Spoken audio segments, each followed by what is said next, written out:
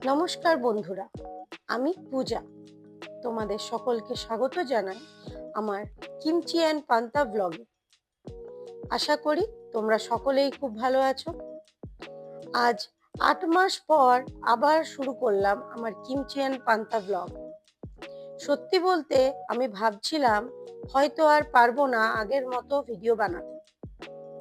এখনকার লাইফটা এতটাই ব্যস্ত হয়ে গেছে যে সময় পাই না। কিন্তু আমার কিছু বন্ধু, পরিবারের লোকজন আমাকে অনেক উৎসাহ দিয়েছে। তারা বলেছে তারা আমার ভিডিও দেখতে খুব পছন্দ করে, তাই তাদের জন্য হলেও আবার শুরু করা উচিত আমার। তাই আমি ঠিক করেছি আমার এই ব্যস্ত সময়ের মাঝেও চেষ্টা করব সপ্তাহে অন্তত একটা করে ভিডিও দিতে। আর হ্যাঁ, যারা সত্যি আমাকে সাপোর্ট করো, শুধু ভিডিও দেখলেই হবে না কিন্তু। যদি ভিডিওটা ভালো লেগে থাকে অবশ্যই আমার ইউটিউব চ্যানেল কিমচি অ্যান্ড পান্তাকে সাবস্ক্রাইব করো, লাইক করো ও কমেন্টও করো। তোমাদের যদি আমার ভিডিও রিলেটেড কোনো প্রশ্ন থেকে থাকে কমেন্টে জিজ্ঞেস করতে পারো, আমি উত্তর দেওয়ার চেষ্টা করব। আমি সবসময় চেষ্টা করব তোমাদের ভালো কিছু ইনফরমেশন দেওয়ার।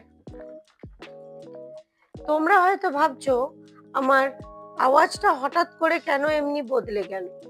এর পিছনে একটা গল্প আছে, সেটা পরে কোনো একদিন তোমাদের সাথে শেয়ার করব। আজকে আমি তোমাদের সাথে শেয়ার করব সাউথ কোরিয়াতে অ্যাপার্টমেন্টে কিভাবে ফুড ওয়েস্ট আর গার্বেজ ম্যানেজমেন্ট করা হয়। এখানে দেখো দুটো বড় মেশিন আছে, সেখানে শুধু ফুড ওয়েস্ট ফেলতে হয়, কোনো প্লাস্টিক বা প্যাকেট নয়, শুধুমাত্র খাবারের উচ্ছিষ্ট। এই মেশিনগুলো ফুড ওয়েস্টের ওজন মাপে আর সেই অনুযায়ী আমাদের টাকা পে করতে হয়। মাসের শেষে এই বিলটা মেইনটেনেন্সের বিলের সাথেই যোগ হয়ে আসে। মেশিনগুলো ফুড ওয়েস্টগুলো ওজন করার পরে সেগুলোকে প্রসেস করে যা পরে প্রাকৃতিক সার হিসাবে ব্যবহার করা হয় আর বায়োগ্যাস তৈরিতেও কাজে লাগে।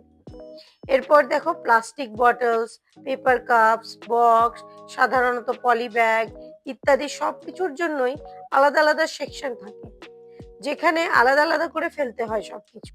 তারপর দেখো 3টে বড় গ্রিন কালারের বক্স আছে, সেখানে সেই সব জামা কাপড় বা জুতো যা আর ইউজ করব না আমরা সেখানে গিয়ে রেখে আসতে হয়। যদি কোনো নিডি পার্সনের লাগে সে সেখান থেকে বিনামূল্যে নিয়ে ইউজ করতে পারে। এইভাবে দেখো সাউথ কোরিয়ানরা কত সুন্দর করে ফুড ওয়েস্ট আর গার্বেজ ম্যানেজ করে, নিজের দেশটাকে কি সুন্দর করে সাজিয়ে রেখেছে।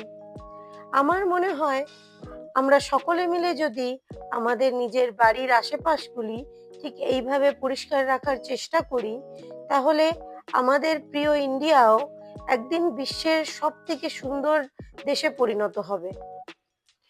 আজ তাহলে এখানেই শেষ করি, দেখা হবে পরের ভিডিওতে।